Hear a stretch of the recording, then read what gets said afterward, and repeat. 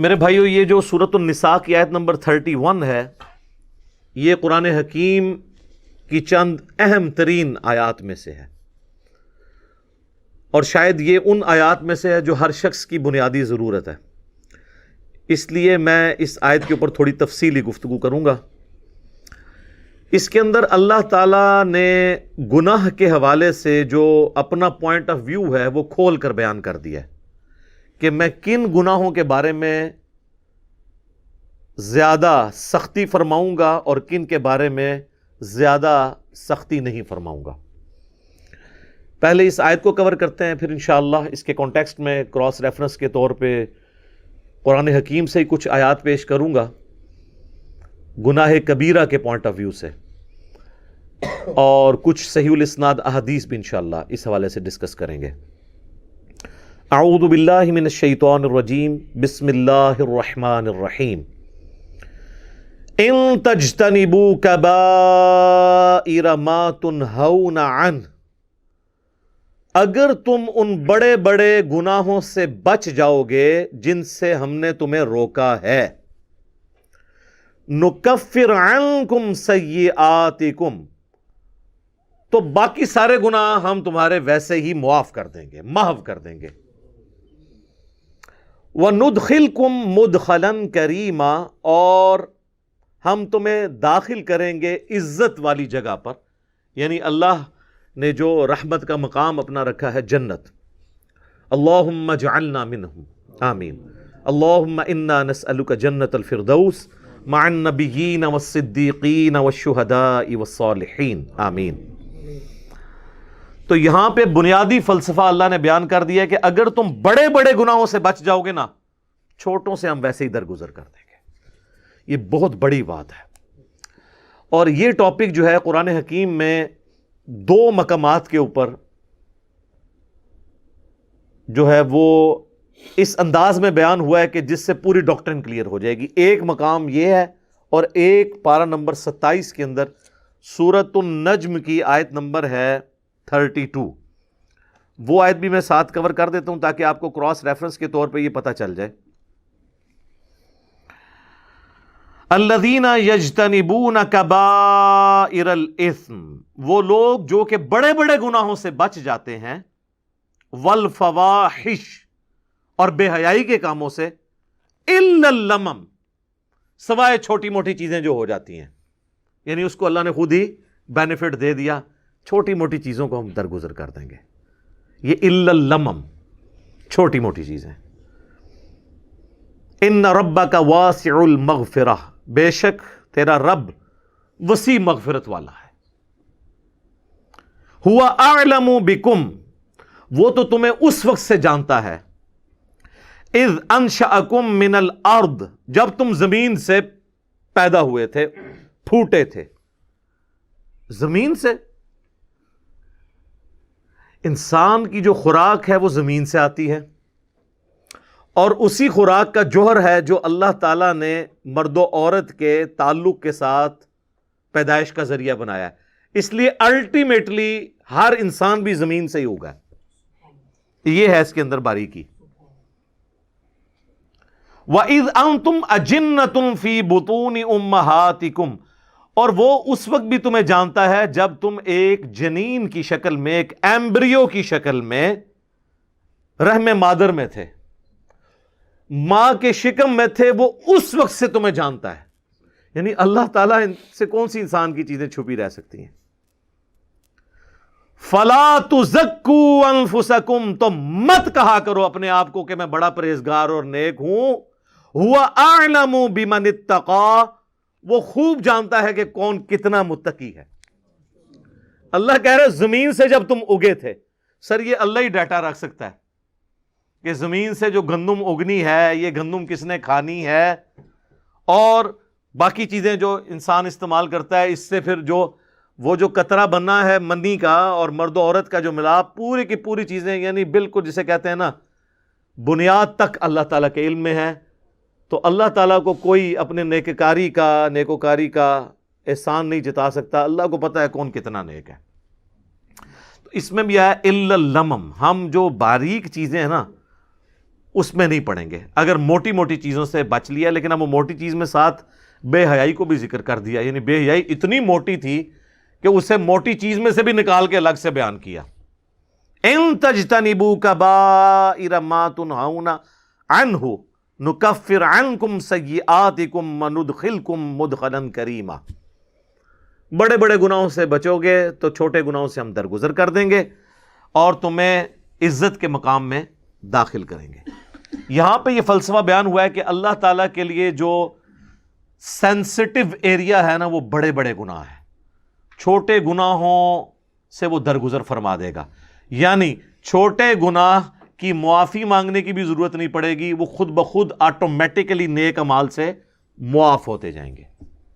یہ مطلب ہے اس کا. بڑے گناہ تو معافی مانگنے سے اور آئندہ اس گناہ کو نہ کرنے کا پکا عہد کرنے سے معاف ہوں گے, لیکن چھوٹے گناہ نیکیوں سے آٹومیٹکلی دھل جائیں گے. اس کانٹیکسٹ میں ایک آیت ہے جو اس فلسفے کو سپورٹ کرتی ہے, وہ ہے سورہ ہود کی آیت نمبر 114.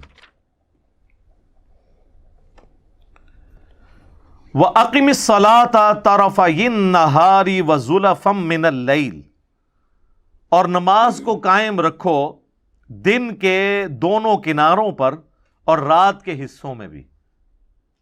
دن کے دونوں کناروں کے اوپر جو نماز ہے وہ اس کنارے پہ فجر ہے اور دوسرے کنارے پر ظہر اور عصر ہے, اور مغرب اور عشاء چونکہ غروب آفتاب کے بعد ہوتی ہے وہ رات کی نماز ہے. ان نمازوں کو مضبوطی سے پکڑ لو. ان الحسنات یذہبن السیئات, بے شک نیکیاں برائیوں کو مٹا دیتی ہیں. یعنی یہ نماز پڑھنا آٹومیٹکلی گناہوں کو معاف کر دے گا. ذالک ذکریٰ للذاکرین, یہ تو ہے نصیحت ان لوگوں کے لیے جو نصیحت حاصل کرنا چاہیں, یہ ان کے لیے ہے. تو اس آیت کے تحت یہ پتہ چل گیا کہ جو نیک اعمال ہیں وہ گناہوں کو دھونے کا سبب بن جاتے ہیں. یہ جو سورہ ہود کی آیت میں نے پڑھی نا, آیت نمبر 114 اس کانٹیکسٹ میں ایک حدیث بھی ہے بخاری اور مسلم دونوں کے اندر, بڑی حیران کن حدیث ہے. مسلم شریف میں ذرا ڈیٹیل سے ہے, بخاری میں بھی موجود ہے, کہ ایک صحابی اللہ کے محبوب صلی اللہ علیہ وآلہ وسلم کے پاس حاضر ہوتے ہیں اور کہتے ہیں یا رسول اللہ, آج مجھ سے ایک ایسا گناہ ہو گیا ہے, آپ مجھے پاک فرما دیں. آج میں نے مدینہ شریف کے کنارے پر, یعنی شہر سے باہر گاؤں ایریا میں, ایک عورت کو گلے لگا لیا, لیکن میں نے اس کے ساتھ کوئی اور تعلق قائم نہیں کیا, یعنی وہ جو انٹر کورس والا, باقی میں نے اس کے ساتھ اس طرح کا معاملہ کیا. تو اب میرے لیے کوئی معافی؟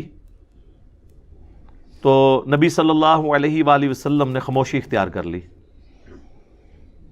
جب وہ جانے لگا تو نبی علیہ السلام نے اسے واپس بلایا.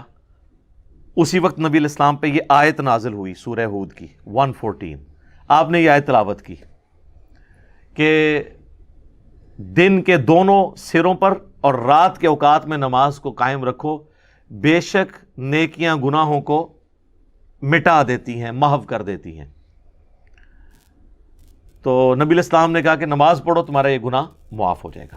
اچھا, بعض لوگ اس سے سمجھتے ہیں کہ کوئی اگر ڈیٹس مارتا رہے لڑکیوں کے ساتھ, نماز پڑھ لے تو آٹومیٹکلی معاف ہو جائے گی. نہیں, اس پہ بھی اجماع ہے پوری امت کے علماء کا, چاہے سنی ہو یا شیعہ, کہ کسی چھوٹے گناہ کو چھوٹا سمجھ کے تکرار کے ساتھ کرنا بھی گناہ کبیرہ ہے.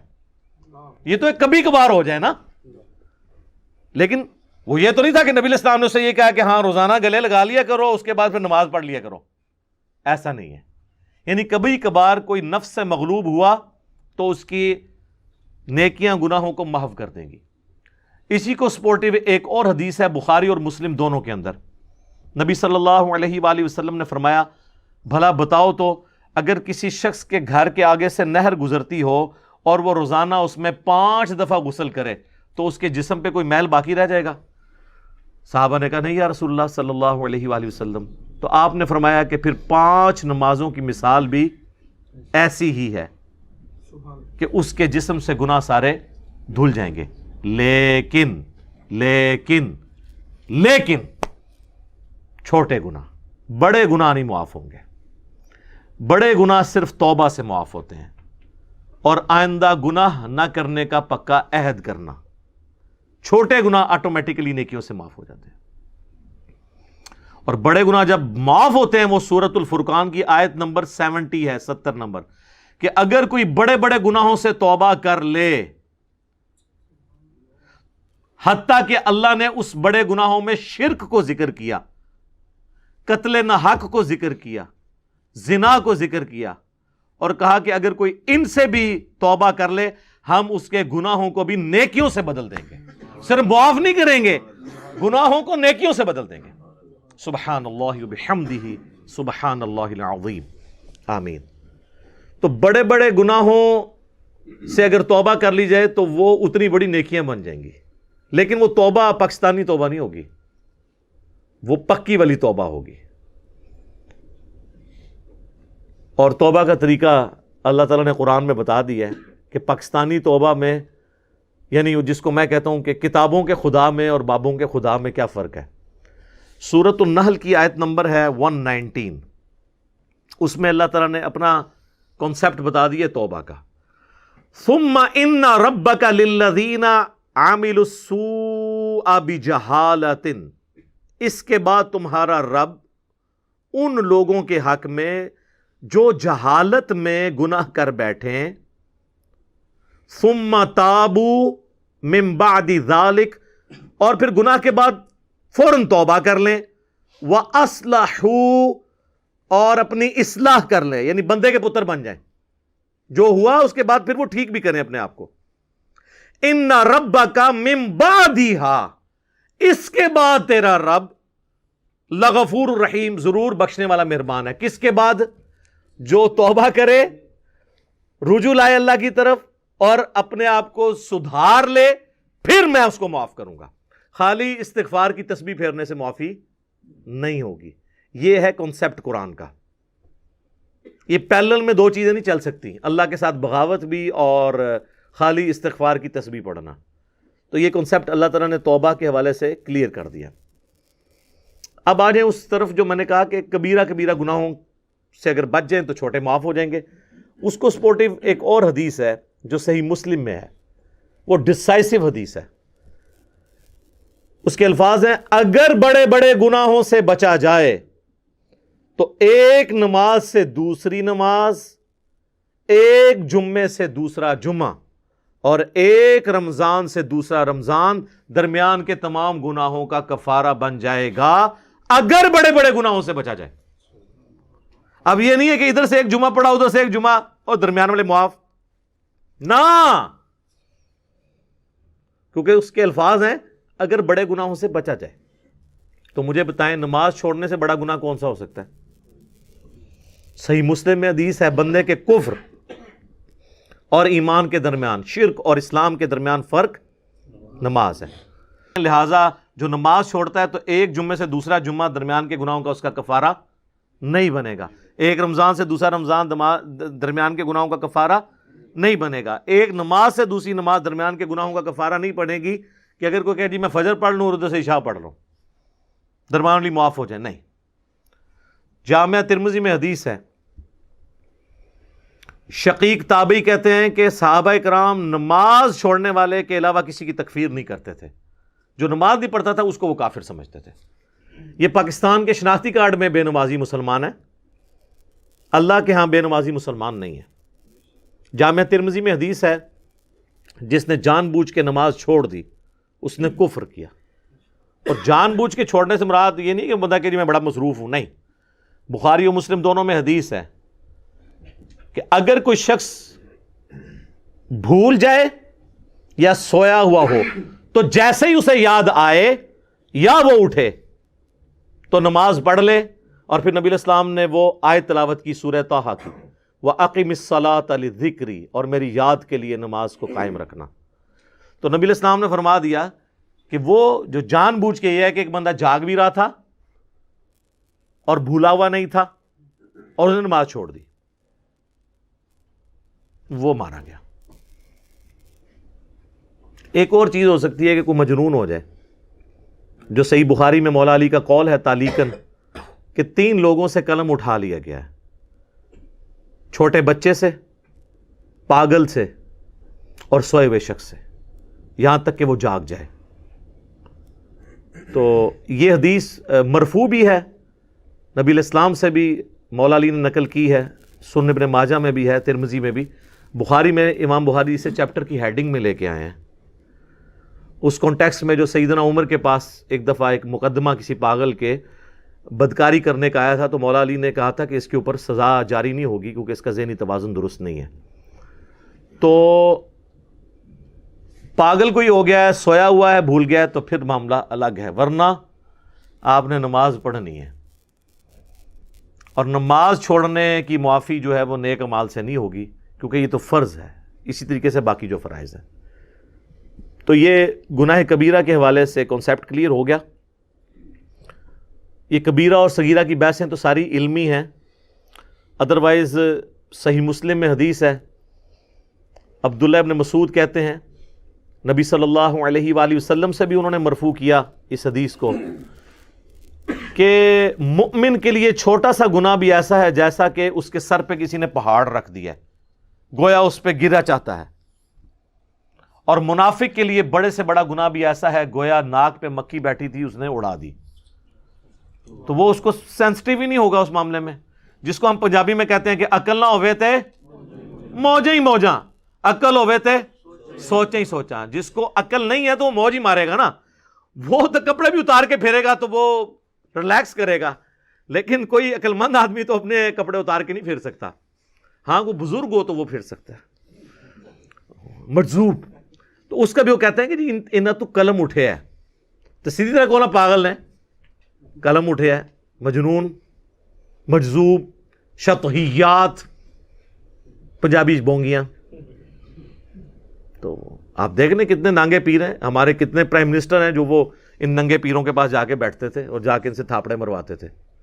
ان سارے پیروں کو کہیں نا پاکستان کا قرضہ اتار دیں نا، بجلی پوری کر دیں، پرائم منسٹر تو ظاہر ہے جڑی جماعتاں انہوں نے بننا ہے نا کسی نے، ٹھیک ہے نا۔ تو یہ ساری کہانیاں ہیں اور یہ سارے ان کے پاس پہنچے ہوتے ہیں، یہ ہماری یعنی قوم کی ایز اے قوم جہالت ہے۔ تو اللہ تعالیٰ نے گناہ کبیرہ کے حوالے سے بتا دیا۔ اب آخر میں اگر میں لسٹ کا ذکر کروں، یہ ایک تلخ چیز تھی جو میں نے اس آیت کے کانٹیکسٹ میں آخر میں رکھی ہے کہ یہ ہماری بدقسمتی کہہ لیں کہ اکثر گناہ جو ہمیں معلوم ہیں وہ سب کے سب کبیرہ گناہ ہی ہیں، ان میں کوئی گناہ چھوٹا گناہ نہیں ہے، ہم ان کو چھوٹا سمجھ رہے ہوتے ہیں۔ اگر آپ کو یہ سارے گناہوں کی لسٹ چاہیے نا تو بخاری مسلم کے حوالے سے مشکات المصابیح میں اگر آپ چلے جائیں نا تو مشکات کے شروع ہی میں پہلی جلد کے اندر آپ کو ایک چیپٹر ملے گا گناہ کبیرہ کا بیان، چونکہ یہ کمبائنڈ فارم میں نوٹس ہیں مشکات، میں اسی لیے بار بار ایمفسائز کرتا ہوں کہ مشکات ضرور لیں۔ مثلا پہلی حدیث اس چیپٹر میں وہ بخاری اور مسلم دونوں سے لے کے آئے ہیں کہ عبداللہ ابن مسعود رضی اللہ تعالیٰ عنہ کہتے ہیں کہ نبی علیہ السلام سے کسی نے عرض کیا کہ اللہ کے نزدیک سب سے بڑا گناہ کون سا ہے؟ تو آپ نے فرمایا کہ تم اللہ کا شریک بناؤ حالانکہ اس نے تمہیں پیدا کیا ہے، یعنی شرک سب سے بڑا گناہ۔ اس نے پوچھا اس کے بعد، فرمایا اس اندیشے سے بچے کو قتل کر دو کہ وہ تمہارے ساتھ کھائے گا، اولاد کو اس لیے سے، ایک فیملی پلاننگ ہے وہ الگ چیز ہے، اس کا جواز موجود ہے، اس پہ میری ویڈیوز ریکارڈ ہے۔ یہ کہ پریگنینسی آئیڈینٹیفائی ہو گئی ہے اور آپ بچے کو قتل کر دیتے ہیں یا بچوں سمیت خودکشی کر لیتے ہیں، جو پاکستان میں خبریں اکثر آتی رہتی میڈیا میں۔ اس نے عرض کیا اس کے بعد، تو فرمایا اپنی پڑوسی کی بیوی کے ساتھ بدکاری کرنا، بدکاری تو کسی کے ساتھ بھی کرنا برا ہے لیکن پڑوسی کا چونکہ حق ہے اس لیے اس کو ذکر کیا۔ پھر نبی صلی اللہ علیہ وآلہ وسلم نے سورۃ الفرقان کی آیت تلاوت کی، والذین لا يدعون مع اللہ الہا آخر ولا يقتلون النفس التي حرم اللہ الا بالحق ولا يزنون، جو میں نے شروع میں بھی حدیث کا ذکر کیا تھا کہ حدیث میں 3 بڑے گناہ بیان ہوئے۔ اگلی حدیث امام بخاری لے کے آئے ہیں جو مشکات والے امام نے نقل کی ہے کہ نبی علیہ السلام نے فرمایا اللہ کے ساتھ شریک بنانا، والدین کی نافرمانی کرنا، کسی کو ناحق قتل کرنا اور جھوٹی قسم اٹھانا کبیرہ گناہ ہے۔ دیکھ لیں یہ بھی کبیرہ ہے۔ اس سے اگلی حدیث بخاری اور مسلم دونوں میں ہے کہ جھوٹی قسم کی بجائے جھوٹی گواہی کا ذکر ہے اس حدیث کے اندر کہ جھوٹی گواہی دینا بھی گناہ کبیرہ ہے۔ اس سے اگلی حدیث بھی بخاری اور مسلم دونوں میں ہے، نبی علیہ السلام نے فرمایا 7 چیزوں سے بچو۔ پوچھا کہ کون سی؟ فرمایا اللہ کے ساتھ شرک کرنا، جادو کرنا، قتل کرنا، سود کھانا، یتیم کا مال کھانا، میدان جنگ سے پیٹ پھیر کر فرار ہونا، اور پاک دامن عورتوں پر تہمت لگانا۔ یہ 7 بھی جناب کبیرہ گناہ ہے۔ میں نے کہا تھا یہ بدقسمتی ہے کہ جتنے گناہ ہمیں نون ہے نا وہ سارے کبیر ہیں۔ اس سے اگلی حدیث بھی بخاری اور مسلم دونوں میں ہے، نبی علیہ السلام نے فرمایا جب زانی زنا کرتا ہے اس وقت وہ مومن نہیں ہوتا، جب چور چوری کر رہا ہوتا ہے وہ اس وقت مومن نہیں ہوتا، جب شرابی شراب پی رہا ہوتا ہے وہ اس وقت مومن نہیں ہوتا، اور جب وہ یہ کام کر چکتا ہے تو یعنی ایمان اس کے میں سے نکل جاتا ہے، اس کے بعد اس کے اندر ایمان دوبارہ لوٹتا ہے، اور خیانت کرنے والا خائن اس وقت مومن نہیں ہوتا۔ اور پھر آخر میں الفاظ ہیں پس تم بچ جاؤ، پس تم بچ جاؤ، 2 دفعہ نبی علیہ السلام نے فرمایا۔ تو آگے بخاری مسلم دونوں میں حدیث ہے منافق کی 3 نشانیاں ہیں، جب بات کرے تو جھوٹ بولے، وعدہ کرے تو خلاف ورزی کرے، اور جب امانت رکھی جائے خیانت کرے۔ لو جی پوری قوم کے اوپر فٹ ہو رہی ہے۔ اور مسلم میں تو آگے الفاظ ہیں اگرچہ وہ روزہ رکھے، نماز پڑھے اور مسلمان ہونے کا دعویٰ بھی کرے تب بھی وہ منافق ہے، یعنی عملاً منافق ہے، اعتقاداً نہیں، اعتقاداً تو مسلمان ہے لیکن عملاً منافق ہے۔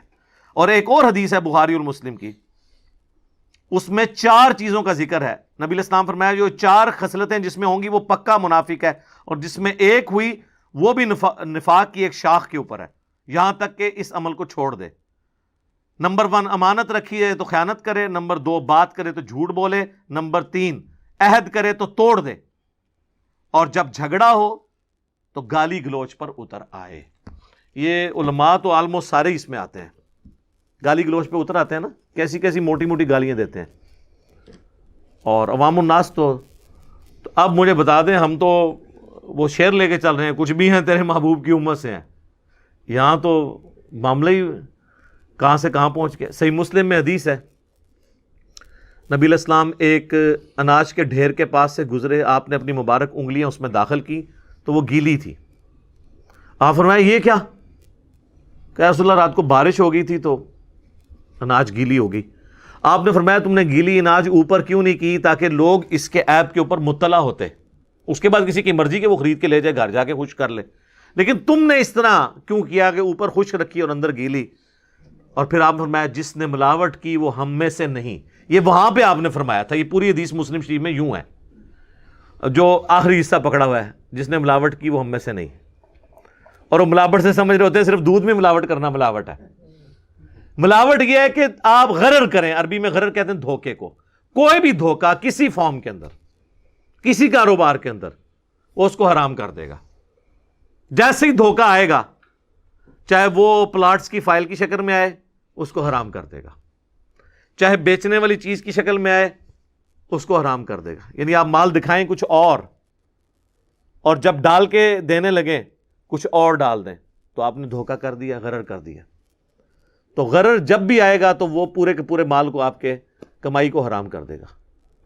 بولے اعوذ باللہ تعالی، اللہ تعالی ہمیں اس فتنے سے بچا کے رکھے، اپنے ایمان کے اندر رکھے، گناہ کبیرہ سے بچنے کی توفیق عطا فرمائے، اور کمٹمنٹ کے ساتھ اپنے محبوب صلی اللہ علیہ وآلہ وسلم کی سچی اتباع کرنے کی توفیق عطا فرمائے، آمین۔ تو یہ میں نے اس لیے گناہ کبیرہ کے حوالے سے تفصیلی گفتگو کی۔ اکثر لوگ پوچھتے ہیں توبہ کا طریقہ کیا ہے، کون کون سے بڑے بڑے گناہ ہیں، اور چھوٹے گناہوں کے بارے میں کیا ہے۔ تو توبہ تو میں نے آپ کو بتا دیا کہ توبہ یہ ہے کہ اپنی اصلاح کرنی ہے۔ اس کو میں دنیاوی مثال سے آخر میں سمجھا دیتا ہوں، پھر آگے چلتے ہیں۔ مجھے بتائیں، جس شخص کی زندگی میں ایک دفعہ، بالکل پہلی دفعہ کسی گرم استری سے ہاتھ جل جائے، دوسری دفعہ وہ ٹھنڈی کو بھی لگاتے ہوئے ڈرے گا نا، کہ ہو سکتا ہے تھوڑی دیر پہلے کوئی استری نہ کر گیا ہوئے۔ اس لیول کا ڈر جب آپ کا کسی گناہ کے بارے میں آئے گا نا دوبارہ کرتے ہوئے، تو آپ سمجھ لیں آپ نے توبۃ نصوحا کر لی ہے۔ یا ایھا الذین آمنوا توبوا الی اللہ توبۃ نصوحا، ایسی توبہ کرو جو آگے کو نصیحت ہو جائے۔ اور اگر ایسا نہیں ہے تو بس پھر ٹھیک ہے، ایک خیال ہے اس کو آپ کے ویژول تھنکنگز کو لے کے آپ چلیں اور کبھی آپ شیطان کے اوپر ڈال دیں۔ میں تو یہ چیلنج کرتا ہوں بار بار کہ اگر گورنمنٹ آف پاکستان یہ اناؤنسمنٹ کرے کہ جو شخص فجر کی نماز اپنے محلے کی مسجد کی پہلی صف میں ادا کرے تو فی فجر 1,00,000 روپیہ، دوسری صف والے کو 50,000، تیسری والے کو 25,000، تو دنیا کے سارے شیاطین مل کے دنیا کے سب سے بڑے بے نمازی کی بھی فجر نہیں چھڑوا سکتے۔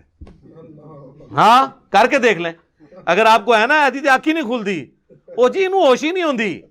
ہم نے ان لوگوں کو بھی اپنے آفس میں دیکھا ہے کہ جن کو ہوش ہی نہیں ہوتی تھی، لیکن جب انہوں نے کبھی کسی آفیشل ٹور پہ دوسرے ملک جانا ہوتا تھا تو اللہ کے فضل سے وہ تہجد کے وقت اٹھے ہوتے تھے۔ ٹھیک ہے، تو یہ سب کے سب بہانے ہیں۔ پھر کہتے ہیں دعا کریں توفیق مل جائے۔ آج تک ہمیں کسی نے نہیں کہا کہ جی دعا کریں، ارادہ ہے گھر جا کے رات کا کھانا کھانا ہے توفیق مل جائے، نہیں، وہ کھانا ہوتا ہے۔ آج تک کسی نے ٹوائلٹ جانے سے پہلے کہا جی دعا کریں، مطلب ایک بڑا مشکل کام میں کرنے جا رہا ہوں، ہے تو مشکل کام ہے سر، پیشاب بند ہو جائے تو نہیں کھلتا، آپریشن ہوتا ہے، تو مہربانی کریں ذرا دعا کریں کہ اللہ تعالیٰ عزت سے یہ پیشاب میرا نکلوا دے، نہیں، وہ ارادہ ہوتا ہے۔ سارے کی ساری یہ دعائیں توفیقیں نیک اعمال کے بارے میں، کیونکہ وہ کرنے نہیں ہوتے۔ یہ بات ہے اصل میں جو ہم نے سر کام کرنا ہوتا ہے نا۔ آج تک کبھی ہوا ہے کہ کوئی شخص، ہمارے باوجداد میں بھی رپورٹ ہوا ہو، کوئی شخص مسجد میں نماز کے لیے گیا ہو تو شیطان دروازے پہ آ کے فزیکلی کھڑا ہو جائے، آج تنوں میں مسجد ہی نہیں وڑن دینا، نہیں۔ اور یہ بھی نہیں ہوگا کہ اذان ہو اور آپ کے پاؤں آٹومیٹکلی مسجد کی طرف چل پڑیں، یہ بھی نہیں ہوگا، ورنہ تو جنت اور جہنم کا کنسپٹ ختم ہو جائے گا۔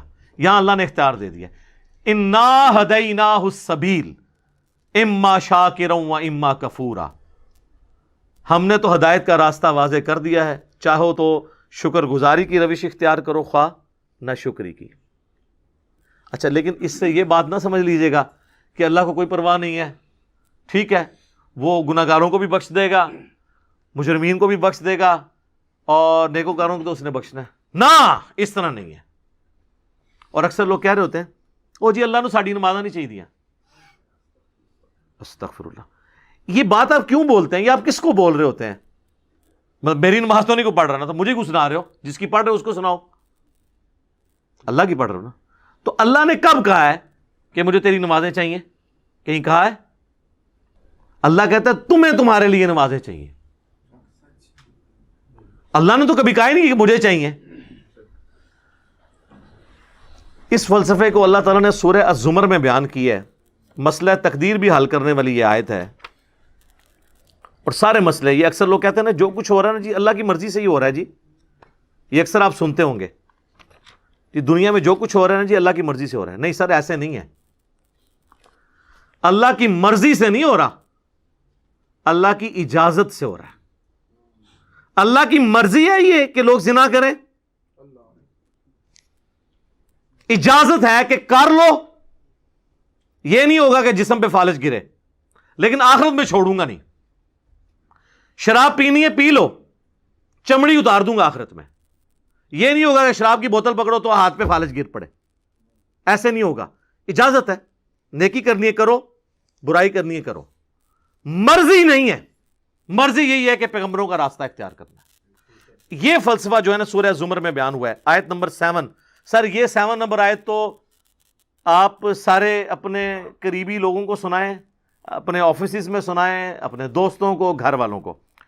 ان تکفروا فإن اللہ غنی عنکم، دیکھو اگر تم اللہ کا کفر کرو گے، ناشکری کی زندگی گزارو گے، تو یاد رکھنا اللہ بے پرواہ ہے، اللہ کو کوئی فرق نہیں پڑے گا۔